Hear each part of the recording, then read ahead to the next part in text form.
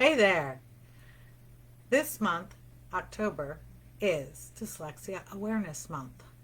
And Halloween is only one day away. So I figured, why not put on my mummy costume? Since I am a mummy of 4 adult children, 3 of which have dyslexia, dysgraphia, and dyscalculia.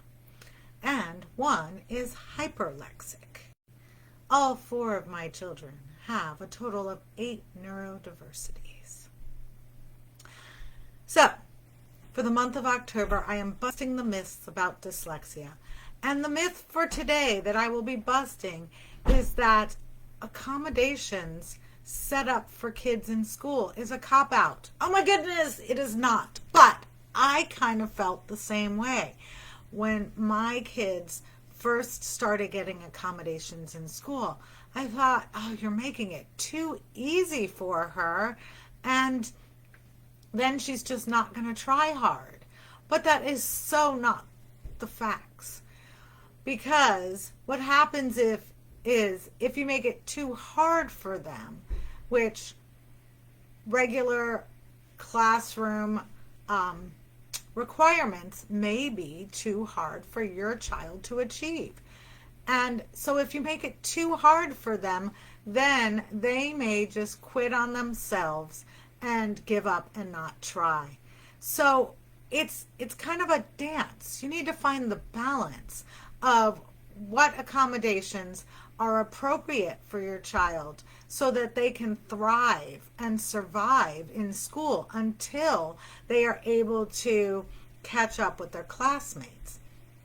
And many people don't realize this, but you as a parent can help come up with accommodations that the school sets up for your child. We as parents need to be advocates. And so it's important to realize that. I also, when before my daughter got into the special ed program, I was worried about that because I had heard, oh, that stays with them for the rest of their lives and you don't want to put that scarlet letter on them.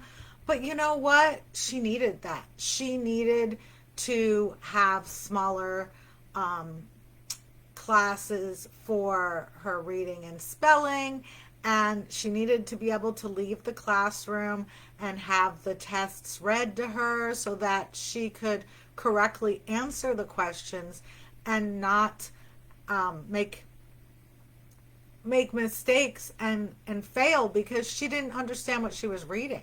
And she even needed those accommodations in order to get her driver's license. She took her driver's test a total of 3 times. And the first 2 times she tried to do it without any accommodations. And she was not able to pass the test. And so the 3rd time, I think we had to wait 3 months to get her a reader. And she was the only one in the class who was American. The rest of the people having the test read to them were foreigners. However, she was able to pass the test at that point. So, accommodations are beneficial for our kids. And please don't feel like you're giving them a crutch. If your child had juvenile diabetes, would you withhold insulin for them? I hope not.